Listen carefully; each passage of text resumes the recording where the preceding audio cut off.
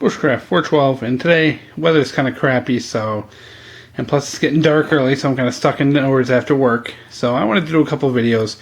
I've been kind of slacking on gun reviews. I still got a whole bunch of guns I want to review and do videos on. I've got most of my knives done, and right now I think I want to start focusing, getting some reviews out on the guns, and then I'm going to move on to some more of my backpacking gear, things like tents and stuff like that.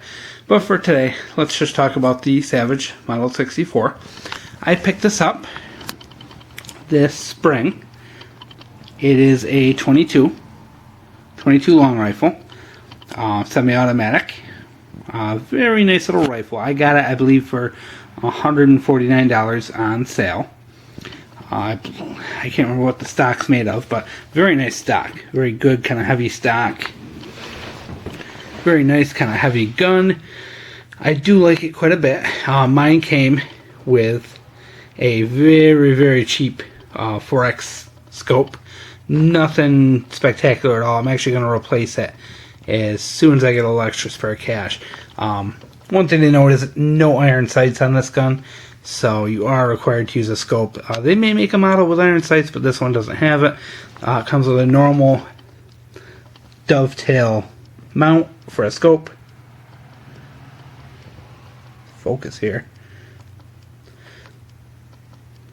It's not focusing very good. We'll move on. Normal dovetail mounts. Normal semi-automatic. Has a hold open feature. Basically this knob here. You basically open it and then push the knob down in, and it locks it. To unlock it, you just pull it out. This gun's already safety checked. No magazine.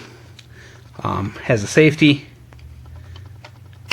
Kind of sucks because I'm left-handed and it's on the right-hand side. It's not ambidextrous, but I'll live. Decent trigger. A little bit of play in it, as you can see, but not too bad. Overall, fairly good trigger. Let's talk about performance. Very nice gun for the money. I'd say the accuracy on this is better than a Ruger 1022. Now, I know I'm going to get crucified for this, so I'm kind of expecting it. I've got quite a few thousand rounds through the Ruger 1022, and maybe it's just the one I'm firing, but I do believe this is a more accurate gun. I took this to the range probably about 8-10 times now, and probably put about 1,000, maybe 1,200 rounds through this thing. Definitely two bricks of ammo so far. And what I found is this thing is an absolute tack driver at 50 yards, even with the crappy scope. At 100 yards, you're getting groups 2-3 inches. Sometimes, it depends on the wind. 22s are killer in the wind. If it's a nice still day, I can hit 2-inch groups. Occasional flyer because it's cheap ammo. With some of the better ammo I have, I get some really nice groups. I will have to make a video of this thing shooting someday, because there are times where sometimes this thing shoots 1-inch groups and it's absolutely unbelievable, for a 22. Especially seeing this is not a target rifle. This isn't, nothing about this is match grade. It's just a normal, kind of, it's literally a low-end semi-automatic 22. Price-wise, this is $149. The Ruger 1022s are running about $200. I believe Marlin makes one that's comparable to this, and maybe Mossberg as well, but not a lot in this price range for semi-automatic 22, so we are on the low end. But quality-wise, this thing's great. Feeds every time, no problems with feeding.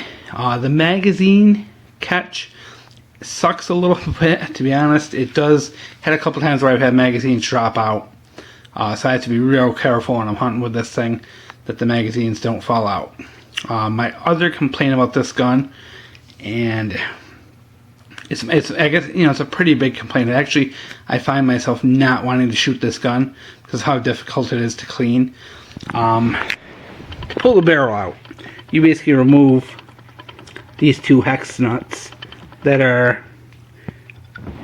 holding that metal plate. The barrel comes out, and there's a couple of videos. You can pull up some videos online and see exactly how to do this. Once you pull the barrel out,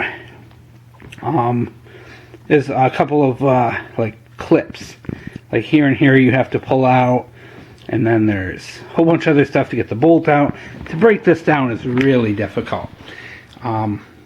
Not something you want to do every time you clean it, but I did it once just to see how hard it was, and now I really don't want to ever do it again. You know, go figure. But cleaning, real pain in the nut, real pain in the butt. If you want to clean from the crown, you know, I try not to, but in this gun I do it because it's just too much work to pull it apart every time you shoot it. I have let this thing go for a couple of sessions to see how it fires dirty. Fires great, no problems. Probably put about 500 rounds through it without cleaning it over maybe 2 or 3 different trips. Not a single problem. It shoots pretty much any ammo you throw at it. Haven't had a problem with any ammo yet, which, you know, knock on wood there. But overall, I would classify this as a good value gun. In the price range is not much better. I mean, you're not going to get a better 22 for 149 bucks. The quality on it's pretty good. Accuracy is, you know, I think really good actually for the price. But that's Savage. I think a lot of Savages have great accuracy for the price. Great beginner gun, great, you know, SHTF gun, hunting gun, gun for kids, gun for your wife. Generally good overall investment. I think this is a good solid gun and will give you a lifetime worth of use if you take care of it. So, you know, I definitely recommend it.